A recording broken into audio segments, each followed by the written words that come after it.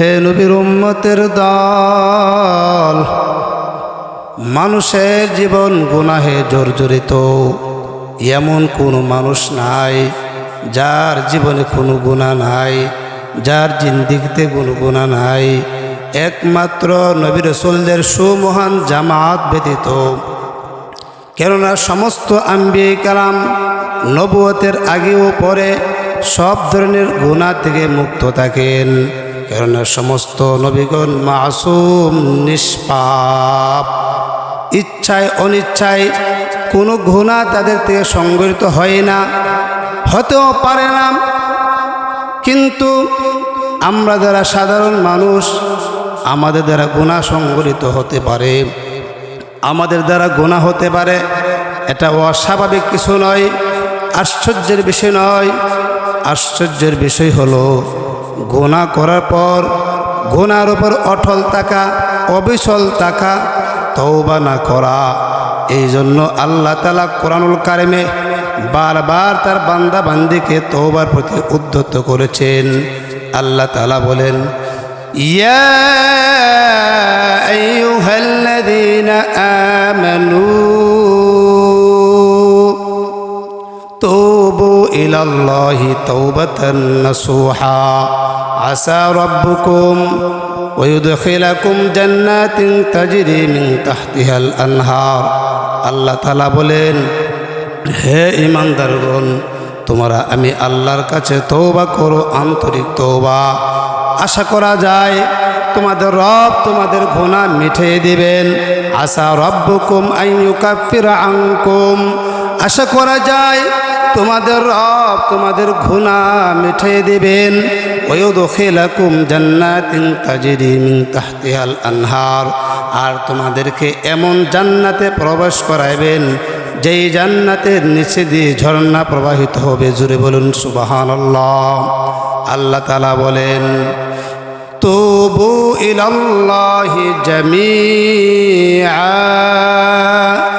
আইয়ুহাল মুমিনুনা লাআল্লাকুম তুফলিহুন।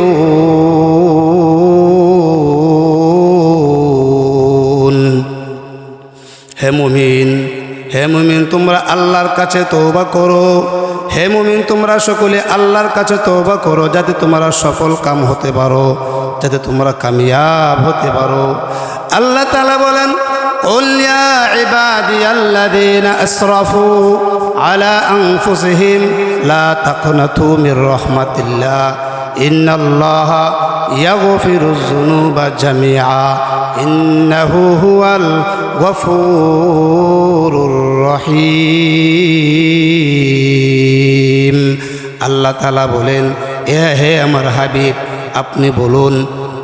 আল্লাহ তাআলা বলেন, হে আমার বান্দা বান্দিগণ, যারা নিজের নফসের উপর জুলুম করেছো, অন্যায় অপরাধ করেছো, গুনাহ করেছো, মুশরিক শিরিক ছেড়ে তওবা করো, কাফের শিরিক ছেড়ে তওবা করো, কাফের কুফরি ছেড়ে তওবা করো, অগ্নিপূজক ছেড়ে দিয়ে তওবা করো, জিনা ছেড়ে দিয়ে তওবা করো। লা তাকনাতু মির রাহমাতিল্লাহ, তোমরা আমি আল্লাহর রহমত থেকে নিরাশ হইও না।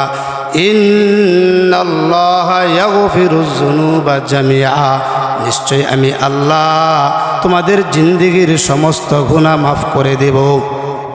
ইন্নাহু হুয়াল গফুরুর রহিম, নিশ্চয় আল্লাহ ক্ষমাশীল দয়ালু। লা গফুরুন ওয়ালা রহিমুন, আল্লাহ ছাড়া কে গুনাহ ক্ষমা করবে? আল্লাহ ছাড়া কে দয়া করবে?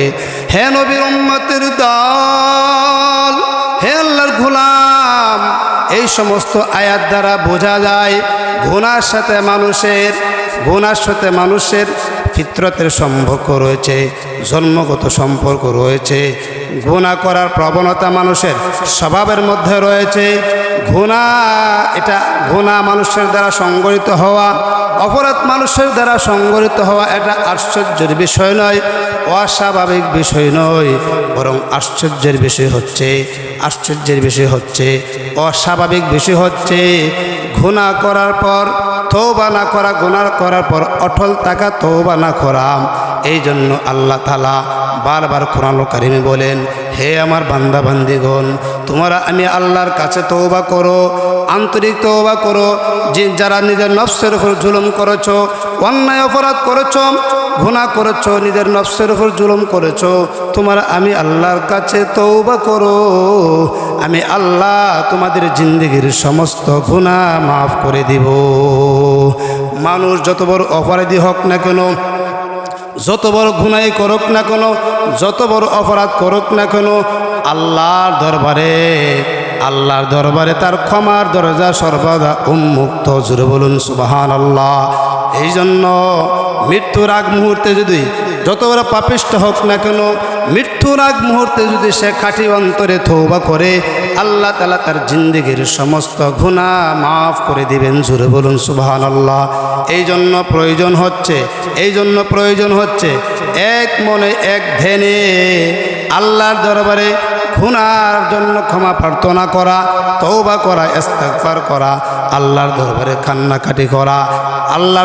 কান্নাকাটি করা, চোখের পানি ছেড়ে ছেড়ে আল্লাহর দরবারে কাঁদা। হেরে মুমিন, বান্দার চোখের পানি আল্লাহর কাছে বড় দামি, বান্দার চোখের পানি আল্লাহর কাছে বড় দামি। এক যুবক মায়ার নবী রাহমাতুল লিল আলামিনের হুজরার সামনে দাঁড়াইয়া চোখের পানি ছেড়ে ছেড়ে কান্না করে। মায়ার নবী রাহমাতুল লিল আলামিন বলেন, কে হুজরার সামনে দাঁড়াইয়া কান্না করো? মায়ার নবীর সাহাবী হযরত ওমর রাদিয়াল্লাহু আনহু বলেন, ওগো আল্লাহর পয়গম্বর, আপনার হুজরার সামনে দাঁড়াইয়া একটা যুবক কান্না করে। ওই যুবকের কান্না দেখে আমি ওমর চোখের পানি আটকে রাখতে পারলাম না। আমি ওমরের চোখের কোনায় পানি চলে আসলো। মায়ার নবী রাহমাতুল লিল আলামিন বললেন, হে ওমর, ওই যুবককে পারমিশন দাও, ওই যুবককে অনুমতি দাও আমি নবীর হুজরার ভিতরে প্রবেশ করার জন্য। এবার হযরত ওমর রাদিয়াল্লাহু আনহু ওই যুবককে গিয়া বললেন, হে যুবক, তোমার কপাল বড় ভালো, নসিব বড় ভালো, ভাগ্য বড় ভালো। মায়ার নবী রাহমাতুল লিল আলামিন পারমিশন দিয়েছেন, অনুমতি দিয়েছেন নবীজির হুজরার ভিতরে প্রবেশ করার জন্য। এবার যুবক আল্লাহর পয়গম্বরের হুজরার ভিতরে প্রবেশ করে শুধু চোখের পানি ছেড়ে ছেড়ে কান্না করে, চোখের পানি ছেড়ে ছেড়ে কান্না করে। মায়ার নবী রাহমাতুল লিল আলামিন বললেন, হে যুবক, তুমি কান্না করছো কেন?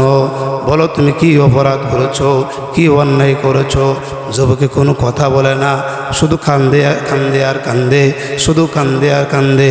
যুবক বলেন, ওগো মায়ার নবী, আমি এমন একটি জঘন্য অপরাধ করেছি, এমন একটি মারাত্মক অন্যায় করেছি, আমার অন্যায়ের প্রতি লজ্জিত হয়ে, অনুতপ্ত হয়ে আবার আমি কান্না শুরু করে দিয়েছি। জোরে বলেন সুবহানাল্লাহ। গুনাহকে গুনাহ মনে না করো গুনাহ, আর গুনাহকে গুনাহ বলে স্বীকার করলে গুনাহ থেকে বাঁচা সহজ হয়ে যায়, তওবা নসিব হয়। জোরে বলুন সুবহানাল্লাহ। মায়ার নবী রাহমাতুল লিল আলামিন ওই যুবককে বললেন, হে যুবক, তোমার গুনাহ কি মহান আল্লাহর জমিনের চেয়ে বড়? যুবক চোখের পানি ছেড়ে ছেড়ে কাঁদে আর বলে, ওগো মায়ার নবী, আমার গুনাহ মহান আল্লাহর জমিনের চেয়ে বড়, আমার গুনাহ মহান আল্লাহর পৃথিবীর চেয়ে বড়। জোরে বলুন সুবহানাল্লাহ। মায়ার নবী রাহমাতুল লিল আলামিন বলেন, এর যুবক, তোমার গুনাহ কি মহান আল্লাহর আসমানের চেয়ে বড়? জোরে বলুন সুবহানাল্লাহ। যুবক চোখের পানি ছেড়ে কান্না করে আর বলে, ওগো মায়ার নবী, আমার গুনাহ মহান আল্লাহর আসমানের চেয়েও বড়। মহান আল্লাহর আসমান কত বড়! মহান আল্লাহর আসমান এই গোটা পৃথিবীকে ডেকে রেখেছেন। তাফসীরের কিতাবে লেখেন, মহান আল্লাহ 7টি আসমানকে 7 ধরনের পদার্থ দ্বারা সৃষ্টি করেছেন। আমাদের মাথার উপর যে আসমান, ওই আসমানকে মহান আল্লাহ পানি দ্বারা তৈরি করেছেন। পানির তৈরি আসমানটাও 500 বছর রাস্তা মোটা। দ্বিতীয় আসমানকে মহান আল্লাহ তামা দ্বারা তৈরি করেছেন। তামার তৈরি আসমানটাও 500 বছর রাস্তা মোটা। তৃতীয় আসমানকে মহান আল্লাহ লোহা দ্বারা তৈরি করেছেন। লোহার তৈরি আসমানটাও 500 বছর রাস্তা মোটা। চতুর্থ আসমানকে মহান আল্লাহ রূপা দ্বারা তৈরি করেছেন। রূপার তৈরি আসমানটাও 500 বছর রাস্তা মোটা। পঞ্চম আসমানকে মহান আল্লাহ স্বর্ণ দ্বারা তৈরি করেছেন। স্বর্ণের তৈরি আসমানটাও 500 বছর রাস্তা মোটা। ষষ্ঠ আসমানকে মহান আল্লাহ মারওয়ারিদ পাথর দ্বারা তৈরি করেছেন। মারওয়ারিদ পাথরের তৈরি আসমানটাও 500 বছর রাস্তা মোটা। সপ্তম আসমানকে মহান আল্লাহ লাল ইয়াকুত পাথর দ্বারা তৈরি করেছেন। লাল ইয়াকুত পাথরে তৈরি আসমানটাও 500 বছর রাস্তা মোটা। জুড়ে বলুন সুবহানাল্লাহ। মায়ান নবী রাহমাতুল লিল আলামিন বলেন, ওরে যুবক, তোর গুনাহ কি মহান আল্লাহর বিশাল বিশাল আসমানের চেয়ে বড়? যুবক চোখের পানি ছেড়ে কাঁদে আর বলে, ওগো মায়ার নবী, আমার গুনাহ মহান আল্লাহর আসমানের চেয়ে বড়। মায়ার নবী রাহমাতুল লিল আলামিন বলেন, হে যুবক, বলো দেখি তোমার গুনাহ বড় না মহান আল্লাহর আরশ বড়? যুবক চোখের পানি ছেড়ে বলেন, ওগো মায়ার নবী, আমার গুনাহ মহান আল্লাহর আরশের চেয়ে বড়। জোরে বলুন সুবহানাল্লাহ। মহান আল্লাহর আরশ কত বড়! এই গোটা পৃথিবীতে যদি বিশাল ময়দানে যদি একটা আংটি পালা হয়, আংটির তুলনায় মাঠ যত বড়, মহান আল্লাহর আরশ তো 7 আসমানের তুলনায় এর চেয়ে বেশি বড়। জোরে বলুন সুবহানাল্লাহ। যুবক চোখের পানি ছেড়ে কান্না করে আর বলেন, ওগো মায়ার নবী, আমার গুনাহ মহান আল্লাহর আরশের চেয়ে বড়। মায়ার নবী রাহমাতুল লিল আলামিন বলেন, এর যুবক, আমি তোমাকে জিজ্ঞাসা করলাম তোমার গুনাহ বড় না মহান আল্লাহর জমিন বড়? তুমি বললা তোমার গুনাহ বড়। তোমার গুনাহ বড়। আমি তোমাকে জিজ্ঞাসা করলাম তোমার গুনাহ বড় না মহান আল্লাহর আসমান বড়? তুমি বললা তোমার গুনাহ বড়। আমি তোমাকে জিজ্ঞাসা করলাম তোমার গুনাহ বড় না মহান আল্লাহর আরশ বড়? তুমি বললা তোমার গুনাহ বড়। এর যুবক, এবার বলো দেখি তোমার গুনাহ বড় না আমার মহান আল্লাহ রাব্বুল আলামিন বড়? জোরে বলেন আল্লাহু আকবার। এখন আসল জায়গাতে আসছে, আমার আল্লাহ তিনি তো মহান। আমার আল্লাহর সঙ্গে গুনার কোনো তুলনা হতে পারে না। যুবক চোখের পানি ছেড়ে কান্না করে আর বলেন, ওগো মায়ার নবী, আমার গুনাহ মহান আল্লাহর জমিনের চেয়ে বড় হতে পারে, আমার গুনাহ মহান আল্লাহর আসমানের চেয়েও বড় হতে পারে, আমার গুনাহ মহান আল্লাহর আরশের চেয়ে বড় হতে পারে, কিন্তু আমার গুনাহ আমার আল্লাহ থেকে বড় হবে না। আমার আল্লাহর সঙ্গে আমার গুনার কোনো তুলনা হতে পারে না। মায়ার নবী রাহমাতুল লিল আলামিন বললেন, ওরে যুবক, এতক্ষণ পর্যন্ত শুধু বলেছ তোমার গুনাহ বড়, তোমার গুনাহ বড়, কি প্রকারে গুনাহ করলে তা তো বললে না। যুবক চোখের পানি ছেড়ে কান্না করে আর বলে, ও গো মায়ার নবী, আমার গুনার কথা বললে আমার বড় লজ্জা হয়। মায়ার নবী রাহমাতুল লিল আলামিন বললেন, ওরে যুবক, বলো দেখি হয়তো তোমার ক্ষমার কোনো ব্যবস্থা হয়ে যেতে পারে।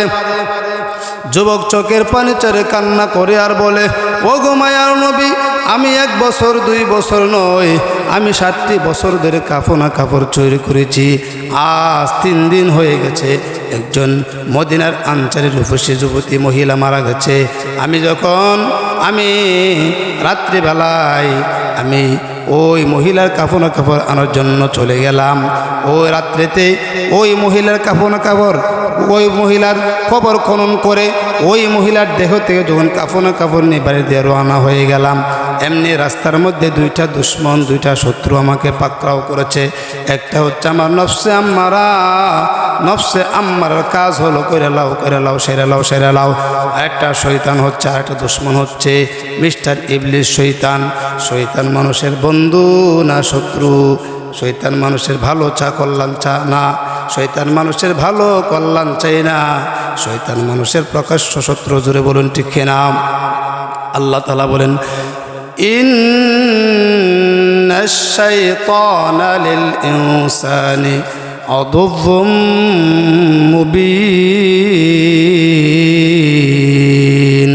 শয়তান মানুষের প্রকাশ্য শত্রু। শয়তান মানুষের ভালো চায় না, কল্যাণ চাই না। হযরত আমিরে মুয়াবিয়া রাদিয়াল্লাহু আনহু নবীজির জলিলুল কদর সাহাবী, যিনি কাতিবে ওহী ছিলেন, হযরত আমিরে মুয়াবিয়া রাদিয়াল্লাহু আনহু উনি নিয়মিত তাহাজ্জুদ নামাজ আদায় করতেন। একদিন উনি তাহাজ্জুদ নামাজ আদায় করতে পারে নাই, তাহাজ্জুদ নামাজ ওনার কাজা হয়ে গেল।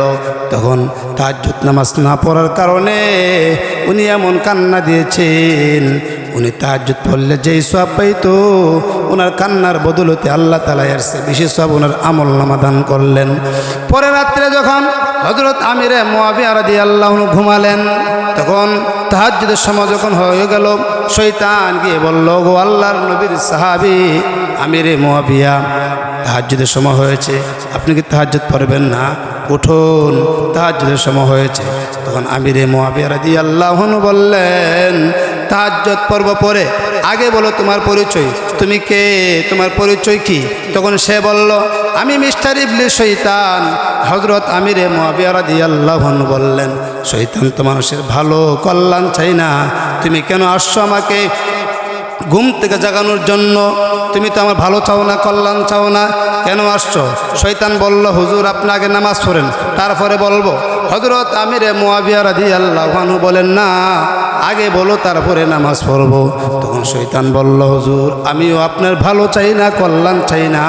কারণটা হচ্ছে গত রাত্রে আপনি তাহাজ্জুদ না পড়ার কারণে যে কান্না দিয়েছেন, আপনি তাহাজ্জুদ পড়া যে সওয়াব পাইতেন, এর চেয়ে বেশি সওয়াব আপনার আমলনামা আল্লাহ তাআলা দান করেছেন। এই জন্য আমি চাই আপনি নেক আমল করেন, নেক আমল পান, কষ্ট করে পান। এই জন্য আসছে আপনাকে জাগায় দেওয়ার জন্য, এই জন্য আসছে আপনাকে জাগ্রত করার জন্য। হে নবীর উম্মতের দল, হে নবীর উম্মতের দল, হে আল্লাহর গোলাম, শয়তান মানুষের ভালো চাই না, কল্যাণ চাই না। এক আল্লাহর ওলির সঙ্গে শয়তানে দেখা হয়ে গেল। আল্লাহর ওলি শয়তানকে আঙ্গুলে ধরে বলল, ওরে শয়তান, তুই তো বড় নষ্ট, তুই ভাইয়ে ভাইয়ে বনে বনে স্বামী স্ত্রী ঝগড়া লাগায় থাকোস। এমনি শয়তান ডাকদা বলল, গো আল্লাহর ওলি, আপনি আমাকে খামোখা অপবাদ দিবেন না, আমি তো ঝগড়া লাগাই না, শুধু মিষ্টির রস লাগাই। কেমনে বিশ্বাস না করলে চলুন। ওই শয়তানে আল্লাহর ওলিকে নিয়ে একটা মিষ্টির দোকানে গেল। মিষ্টির দোকানে গিয়ে আঙ্গুল দিয়ে গুথা দিয়ে মিষ্টির রস দেওয়ালে লাগালো। মিষ্টি আছে যেখানে, পিঁপড়া আছে সেখানে। পিঁপড়ার দিকে টিকটিকে আরল আসলো, আরল টিকটিকি জমা হলো। টিকটিকিকে দেখে ঘরে ছিল বিড়াল, বিড়ালে লাফালাফি শুরু করলাম। বিড়ালের লাফালাফি দেখে বাহিরে ছিল একটা কুকুর। ওই কুকুরের কোনো মালিক ছিল না, বাদেম্মা কুত্তা, বাদেম্মা কুকুর। ওই কুকুরে বিড়ালের উপর হামলা করলো, বিড়ালকে মেরে ফেললো। যেই মাত্র বিড়ালকে মেরে ফেললো, এমনি মিষ্টিওয়ালাকে বেন্দালে লাঠিলে আল্লাহ যা করে, জোরে কুকুরকে আঘাত করেছে। কুকুর পৃথিবীতে বিদায় হয়ে গেছে, কুকুর মারা গেছে। এমনি অদিন কুকুরের কোনো মালিক ছিল না। যেই মাত্র কুকুরকে মেরে ফেললাম, এমনি কুকুরের মালিক বের হয়ে আসলো। বের হয়ে এসে বলল, মিষ্টিওয়ালাকে বলল, তুই আমার কুকুরকে মেরে ফেলেছোস। হ্যাঁ দেখে তোর মা খতলা দুধ দা ভাত খাওয়াইছে, আর আমার মা খতলা দুধ দা ভাত খাওয়াইছে। শয়তান ডাকদা বলল, গো আল্লাহর ওলি, আমি তো ঝগড়া লাগাই না, মিষ্টির রস লাগাইছি। জুড়ে বলুন ঠিক কিনা? হে নবীর উম্মতের দল, যুবক চোখের পানি ছেড়ে কান্না করে আর বলেন, ওগো মায়ার নবী, আমি যখন ওই মৃত্যু দেহ থেকে, ওই সুন্দরী রূপসীর দেহ থেকে যখন কাপড় নিয়ে বাড়ির দিকে রওনা হয়ে গেলাম, তখন দুইটা দুশ্মন আমাকে পাকড়াও করলো। একটা হচ্ছে আমার নফসে আম্মারা, আরেকটা হচ্ছে মিস্টার ইবলিস শয়তান। নফসে আম্মারা কাজ হচ্ছে করে লাও সেরে লাও। আর শয়তান আমাকে প্রবঞ্চনা দিয়ে ধোঁকা দিয়ে বলল, ওরে যুবক, তুমি যদি এই অভাব অনটন থাকো তাহলে আরবের কোনো সম্ভ্রান্ত মেয়েকে তোমার কাছে বিবাহ দিবে না, আর তুমি যৌন চাহিদাও মিটাইতে পারবে না। ওরে যুবক, এখন সুবর্ণ সুযোগ। ওই যে গুরুস্থানে সুন্দরী রূপসী যুবতী মহিলা পরে আছে, শুয়ে আছে, যাও ওই মহিলার সঙ্গে জিনা করো। জুড়ে বলেন নাউজুবিল্লাহ। যুবক বলেন, ওগো মায়ার নবী, আমি শয়তানে দুখায় পড়ে, আমি নফসের আম্মারা দুখায় পড়ে, আমি রিঠান ওই কবরে নেমে ওই মহিলার সঙ্গে জিনা করে যখন বাড়ির দিকে রওনা হয়ে গেলাম, এমনি শুনি পিছন দিক থেকে যেন একটা মহিলার কণ্ঠে কে যেন ডেকে ডেকে বলে, ওরে যুবক, তুই কি একদিন এই কবরে আসবে না? তোর কি মরণের কথা স্মরণ হয় না? তোর কি কবরের কথা স্মরণ হয় না? তুই আমাকে উলঙ্গ করে তুই আমাকে খবরবাসীর কাছে লজ্জিত করলে, একদিন কি তুই এই কবর আসবে না? তুই কি আল্লাহর দরবারে জবাবদিহি করতে হবে না? যুবক চোখে পানি ছেড়ে কান্না করে আর বলে, ওগো মায়ার নবী,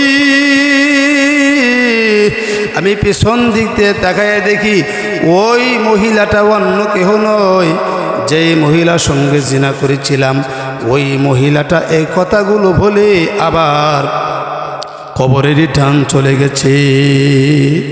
যুবক মায়ার নবীর দরবারে চোখের পানি ছেড়ে বলে, ওগো মায়ার নবী, ওগো দয়ার নবী, মহান আল্লাহ আমার এই গুনাহ ক্ষমা করবেনি। মায়ার নবী রহমাতুল্লিল আলামিন হওয়া সত্ত্বেও নবীজি তাকে তাড়াইয়া দিলেন, অথচ নবীজি হলেন রহমাতুল্লিল আলামিন। আল্লাহ তাআলা বলেন, ওয়ামা আরসালনাকা ইল্লা রাহমাতাল লিল আলামিন। আল্লাহু আকবার। অথচ নবীজি হলেন রহমাতুল্লিল আলামিন আর আল্লাহ হলেন রব্বুল আলামিন। আল্লাহ তাআলা বলেন, আলহামদুলিল্লাহি রব্বিল আলামিন।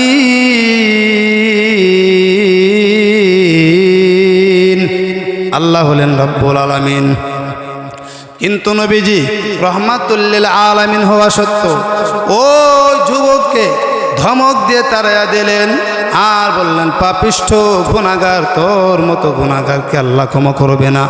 যুবক কান্না করতে করতে পাহাড়ে দিকে চলে গেল।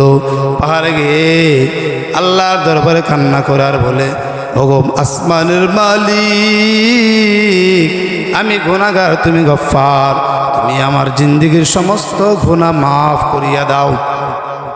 যুবক চোখের পানি ছেড়ে ছেড়ে কান্না করে আর বলেন, ওগো মায়ার ওগো আল্লাহ, আমি গুনাহগার, তুমি গফফার, মেহেরবানি করে তুমি আমার জিন্দেগীর সমস্ত গুনাহ মাফ করিয়া দাও। ওই যুবক কান্না করতে করতে কঙ্কাল হয়ে গেছে, চোখে ঘাও হয়ে গেছে।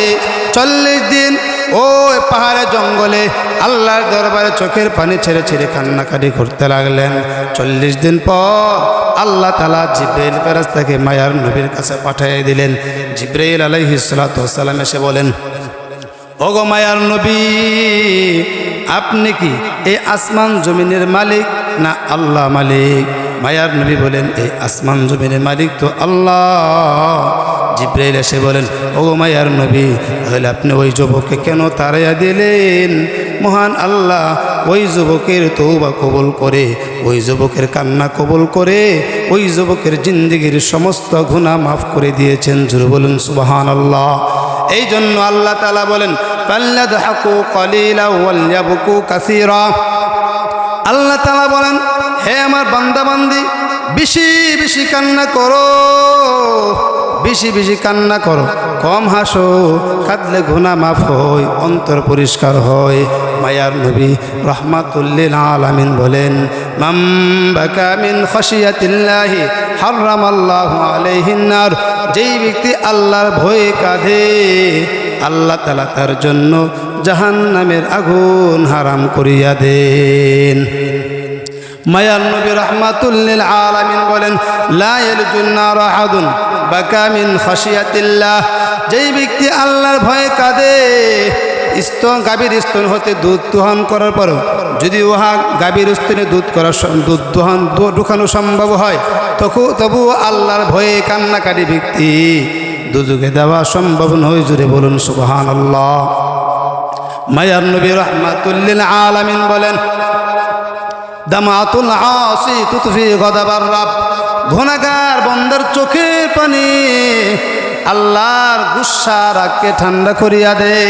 হে নবীর উম্মতের দল, মায়ার নবী রাহমাতুল লিল আলামিন বলেন, আন তাযাক্কারা খাতায়াহু ওয়া বাকা আইনাহু রাদিয়া মিনহুল ইলা, যে ব্যক্তি নিজের গুনাহ কাতার কথা স্মরণ করিয়া কাঁদে, আল্লাহ তার প্রতি রাজি এবং খুশি হয়ে যায়। জুড়ে বলুন সুবহানাল্লাহ।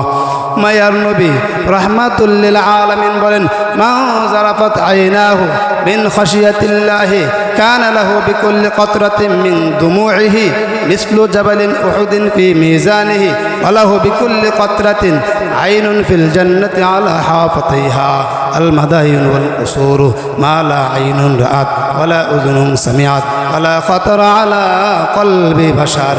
মায়ার নবী রাহমাতুল লিল আলামিন বলেন, আল্লাহর ভয়ে যার চক্ষুদ্বয় হতে অশ্রু গড়াইয়া পড়ে, তার প্রতিটি অশ্রু বিন্দুর বিনিময়ে তার প্রতিটি অশ্রু বিন্দু উহুদ পাহাড়ের সমান পারে হয়ে মিজানের পাল্লায় উঠিবে এবং তার প্রতিটি অশ্রু বিন্দুর বিনিময়ে জান্নাতে একটি কূপ দান করা হবে, কুয়া দান করা হবে, যার উভয় পার্শ্বে এমন সুন্দর সুন্দর শহর ও অট্টালিকা থাকবে যা কোনো মানুষ কোনোদিন চোখে দেখে নাই, কানেও শুনে নাই, কোনো মানুষের অন্তরে তা কল্পনাও করতে পারে না। জুড়ে বলেন সুবহানাল্লাহ।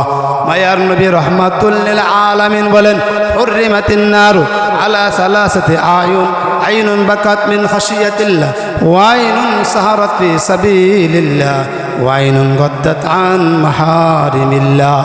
মায়ার নবী রাহমাতুল লিল আলামিন বলেন, তিন প্রকারের চোখের জন্য জাহান্নামের আগুন হারাম করা হয়েছে।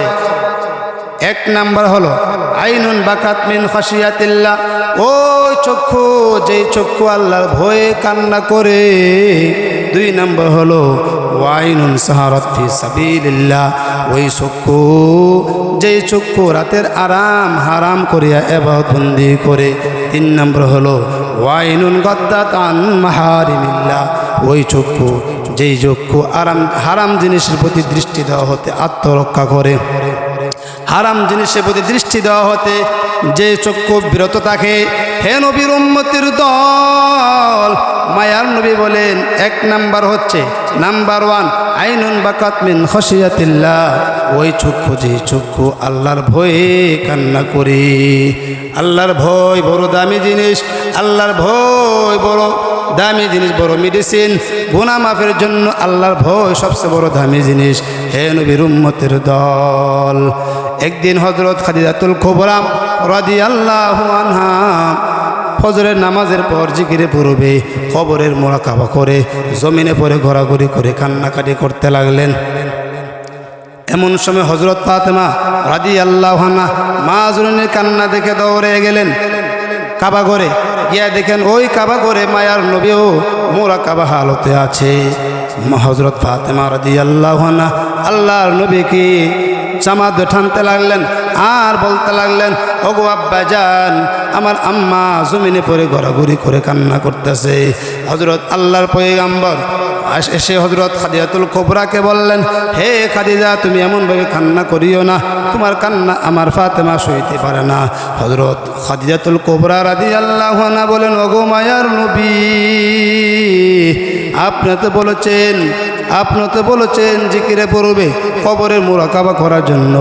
এখন আমি কবরের মুরাকাবা করে দেখলাম, দুনিয়াতে যদি আমার কোনো অসুখ হয় তখন আমার আত্মীয় স্বজনরা এসে আমাকে জিজ্ঞাসা করে, খাদিজা তুমি কেমন আছো, কী রকম আছো, কিন্তু আমার ভয় লাগে কবরে কি নিয়ে যাব, কবরের সামান তো প্রস্তুত করতে পারি নাই।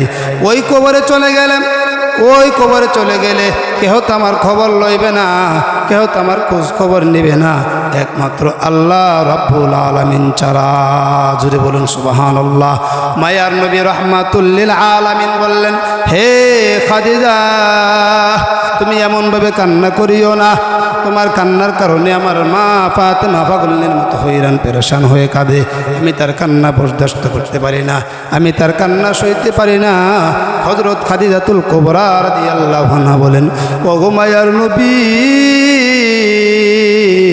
আপনি আমার জন্য দোয়া করেন, আমি যেন এই কান্নারত অবস্থা খবরে যেতে পারি। জুড়ে বলেন সুবহানাল্লাহ। মায়ার নবী রাহমাতুল লিল আলামিন বলেন, হে খাদিজা, আমি তোমার জন্য খাস করে দোয়া করব, যাতে তোমার কবরে রাজা দেবে, তখন আপনার জামার বরকতে আমাকে চাপ দিবে না। 2 নাম্বার হচ্ছে, ওগো মায়ার নবী, দয়ার নবী, যখন আমাকে খবর রেখে সকলে চলে আসবে, তখন মুনকার নাকির ফেরেশতা ভীষণ আঁকড়ে ধরে আমার পাশে আসবে। হয়তো আমি প্রশ্নের জবাব আমার ভুল হয়ে যেতে পারে। যদি আমার ভুল হয়, তাহলে আপনি আমার প্রশ্নের জবাব দিয়ে দিবেন। জুড়ে বলুন সুবহানাল্লাহ। মায়ার নবী রাহমাতুল লিল আলামিন রাজি হয়ে গেলেন। হযরত খাদিজাতুল কুবরা রাদিয়াল্লাহু আনহা বুঝতে পারলেন তার পৃথিবী থেকে যাওয়ার সময় হয়ে গেছে, পৃথিবী থেকে বিদায় হওয়ার সময় হয়ে গেছে।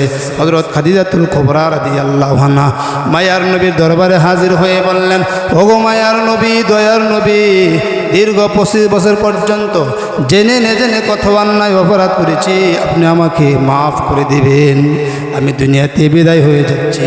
তখন মায়ার নবী রাহমাতুল লিল আলামিনের চোখের পানি একটু রুমাল দিয়ে মুছতে লাগলেন, আর চোখের পানিগুলো, নবীজির চোখের পানিগুলো ঝর্ণার মতো গাল বেয়ে বেয়ে পড়তে লাগলো।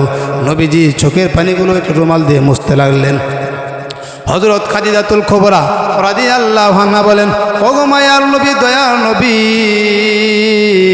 আমার কলিজার টুকরা ফাতেমার প্রতি আপনি দৃষ্টি রাখবেন। হযরত খাদিজাতুল কুবরা রাদিয়াল্লাহু আনহা 65 বছর বয়সে পৃথিবীর থেকে বিদায় হয়ে গেলেন। হযরত খাদিজাতুল কুবরা রাদিয়াল্লাহু আনহা পৃথিবীতে বিদায় হওয়ার পর আল্লাহর পয়গম্বর তার কাপড় হিসেবে নবীজির জামা ব্যবহার করাই দিলেন, নবীজির জামা দিয়ে দিলেন। এবং তাকে দাফন করার পর সকলে যখন চলে গেল, মায়া নবী রাহমাতুল লিল আলামিন দীর্ঘক্ষণ তার কবরের পাশে দাঁড়িয়ে রইলেন। মায়ার নবীর শরীর থেকে ঘাম ভেয়ে ভেয়ে পড়তে লাগলো। গভীর রাত্র হয়ে গেল। হঠাৎ জিবরাইল আলাইহিস সালাতু ওয়াস সালাম এসে বলেন, ওগো মায়ার নবী, দয়ার নবী, আপনি এখানে দাঁড়ায় দাঁড়ায় কি করছেন? হযরত আল্লাহর পয়গম্বর বললেন, জিবরাইল, আমার খাদিজা আজ কবরের মধ্যে শুয়ে পড়েছে, মুনকার নাকির ফেরেশতার জবাবে কোনো ভুল হলে সারিয়া দেবার জন্য আমি এখানে উপর হয়ে পড়ে আছি। জিবরাইল আলাইহিস সালাতু ওয়াস সালাম বললেন, ওগো মায়ার নবী, দয়ার নবী, আপনার খাদিজার প্রশ্নের জবাব আল্লাহ আসান করে দিয়েছেন, সহজ করে দিয়েছেন। আপনি খাদিজার প্রশ্নের জবাব দেওয়া লাগবে না, কারণ খাদিজা কবরের কান্না দুনিয়া থেকে দিয়ে এসেছেন। জুড়ে বলুন সুবহানাল্লাহ। এই জন্য মায়ার নবী বলেন, আইনুন বাকাত মিন খাশিয়াতিল্লাহ, ওই চক্ষু, যেই চক্ষু আল্লাহর ভয়ে কাঁদে, ওই চক্ষুর জন্য জাহান্নামের আগুন হারাম। 2 নাম্বার হচ্ছে ওয়াইনুন সাহারাত ফি সাবিলিল্লাহ, ওই চক্ষু, যেই চক্ষু রাতের আরাম হারাম করে ইবাদত বন্দেগীতে কাটায়। হযরত রাবিয়া বসরি নাম তো আপনারা শুনেছেন। হযরত রাবিয়া বসরি একজন ইহুদির দাসী ছিলেন, বাদী ছিলেন।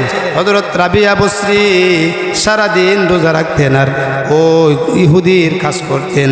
রাত্রে যখন হয়ে যেত, গভীর রাত্রে হযরত রাবিয়া বসরি আল্লাহর দরবারে নামাজ দাঁড়িয়ে যেতেন। এইভাবে 12 বছর হয়ে গেল। হঠাৎ করে একদিন গভীর রাত্রে রাবিয়া বসরির ঘরে গুনগুন গুনগুন শব্দ শুনে রাবিয়া বসরির মনিবের ঘুম ভেঙে গেল। রাবিয়া বসরির মনিবে তখন রাবিয়া বসরির ঘরে আসলেন। ঘরের দিকে এসে দেখে আসমান থেকে একটা নূরের বাতি রাবিয়া বসরির ঘরে জ্বলছে। আর রাবিয়া বসরি সেজদায় পড়ে কান্না করছে আর বলছে, ওগো আসমানের মালিক, আমার মনে চায় সারাদিন তোমার গোলামি করি, কিন্তু পারি না মনিবের কাজের জন্য।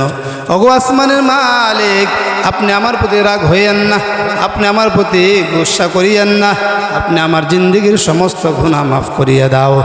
রাবিয়া বসরি মনিব চিন্তা করল, এত বড় আবেদা সালেহা নেককারিনীর মহিলার কাছ থেকে আমি খেদমত নেওয়া উচিত নয়, বরং তার খেদমত করা আমার উচিত। সকালবেলা রাবিয়া বসরির মনিব রাবিয়া বসরিকে ডেকে বলল, ওগো মা, আমি না জেনে না বুঝে তোমার সঙ্গে অন্যায় অপরাধ করেছি, তুমি আমাকে মাফ করিয়ে দাও, তোমাকে আজ হতে আজাদ করিয়া দিলাম। জুড়ে বলুন সুবহানাল্লাহ। রাবিয়া বসরির মনিব বলল, আপনি এখানে ইচ্ছা করলে থাকতে পারেন, চলে যেতে পারেন। রাবিয়া বসরি সেখান থেকে চলে গিয়ে একটা নির্দিষ্ট স্থান, একটা খানকা তৈরি করলেন, একটা ইবাদতগাহ তৈরি করলেন। সেখানে সে 40 বছর পর্যন্ত ইবাদত করলেন। 40 বছরের ভিতরে তার বিছানায় পিঠ, মাথায় বালিশ লাগান না। জুড়ে বলুন সুবহানাল্লাহ। হযরত রাবিয়া বসরির চোখে যখন ঘুম আসতো, হযরত রাবিয়া বসরি চক্ষুকে তিরস্কার করে বলতো, ওরে চক্ষু, দুনিয়াতে থাকা অবস্থা তুই ঘুমের আশা করিস না। এই পৃথিবীতে বিদায় হয়ে গেলে এমন ঘুম ঘুমাবে, কিয়ামতের আগেও কেহ তোকে জাগ্রত করবে না। জুড়ে বলুন সুবহানাল্লাহ। হযরত রাবিয়া বসরি দরবারে হাসান বসরি রহমাতুল্লাহ আলাইহি বিবাহের প্রস্তাব নিয়ে আসলেন। হযরত রাবিয়া বসরি হাসান বসরিকে বললেন, যদি আপনি আমার 4টা প্রশ্নের জবাব দিতে পারেন তাহলে আমি আপনাকে স্বামী হিসেবে গ্রহণ করব। কি 4টা প্রশ্ন? 1 নাম্বার হচ্ছে আমি পৃথিবীর থেকে বিদায় হয়ে গেলে, আমি পৃথিবীর থেকে বিদায় হওয়ার সময়, ইন্তিকালের সময় আমি ইমানদার হয়ে মারা যাব না বেঈমান হয়ে মারা যাব, আপনি বলুন। 2 নাম্বার হচ্ছে মানুষ কবরে যাওয়ার পরে মুনকার নাকির ফেরেশতা এসে 2টা প্রশ্ন করে, মার রব্বু কি? মহিলা হইলে মার রব্বু কি বলে, মার রব 3টা প্রশ্ন করে, মার রব্বুকা ওমা দীনুকা ওমান নবিয়ুকা। আর মহিলা হলে বলে মার রব্বু কি? হযরত রাবিয়া বসরি বলেন, আমাকে যখন মুনকার নাকির ফেরেশতা এসে প্রশ্ন করবে, বলুন আমি মুনকার নাকির প্রশ্নের সঠিক জবাব দিতে পারবো কিনা। 3 নাম্বার হচ্ছে হাসরের কঠিন ময়দানে মানুষের ডান হাতে আমলনামা দেওয়া হবে, বাম হাতে আমলনামা দেওয়া হবে। বলেন আপনি, আমার হাসরের ময়দানে ডান হাতে আমলনামা দেওয়া হবে না বাম হাতে আমলনামা দেওয়া হবে? 4 নাম্বার প্রশ্ন হলো, হাসরের কঠিন ময়দানে মানুষ 2 দলে বিভক্ত হবে, একদল জান্নাতি হবে আর একদল জাহান্নামী হবে। আপনি বলুন, আমি জান্নাতি দলের অন্তর্ভুক্ত হব না জাহান্নামী দলের অন্তর্ভুক্ত হব? তখন হাসান বসরি বললেন, এইগুলোর প্রশ্নের জবাব দেওয়া আমার পক্ষে সম্ভব না, এই প্রশ্নের জবাব আমি দিতে পারবো না।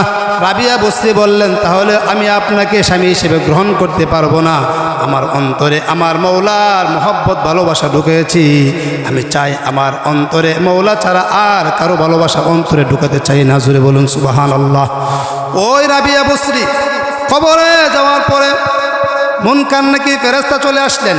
মুনকার নাকির ফেরেশতা এসে প্রশ্ন করলেন, মার রব্বুকে, তোমার রবকে? রাবিয়া বসরি মুনকার নাকির ফেরেশতাকে বললেন, ও মুনকার নাকির ফেরেশতা, তোমরা কোথায় থেকে আসছো? আমরা আসমান থেকে আসছি। রাবিয়া বসরি বললেন, পৃথিবীর থেকে জমিন থেকে আসমানের দূরত্ব কতটুক? 500 বছর রাস্তা। 500 বছর রাস্তা দূর থেকে তুমি আল্লাহকে বলে গেছো, তোমরা কি আল্লাহকে বলে গেছো? তখন মুনকার নাকির ফেরেশতা বললেন, না না, আল্লাহকে ভুলে নাই।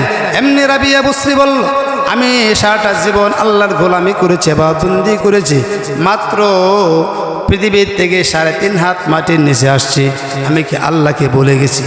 এমনি আল্লাহ তাআলা মুনকার নাকির ফেরেশতাকে ডাক দেয়া বলেন, ও মুনকার নাকির ফেরেশতা, আমার রাবিয়া পরীক্ষায় পাশ হয়ে গেছে, আমার রাবিয়ার কবরটা বেহেশতের বাগান বানাইয়া তোমরা তাড়াতাড়ি চলে আসো। জুড়ে বলুন সুবহানাল্লাহ। এই জন্য মায়ার নবী বলেন, হুররিমাতিন নারু আলা সালাসাতি আয়ুন, 3 প্রকার চোখের জন্য জাহান্নামের আগুন হারাম করা হয়েছে। আইনুন বাকাত মিন খাশিয়াতিল্লাহ, 1 নাম্বার হলো ওই চক্ষু যেই চক্ষু আল্লাহর ভয়ে কাঁদে। 2 নাম্বার হলো ওয়াইনুন সাহারাত ফি সাবিলিল্লাহ, যেই চক্ষু রাতের আরাম হারাম করিয়া ইবাদত বন্দেগীতে কাটায়।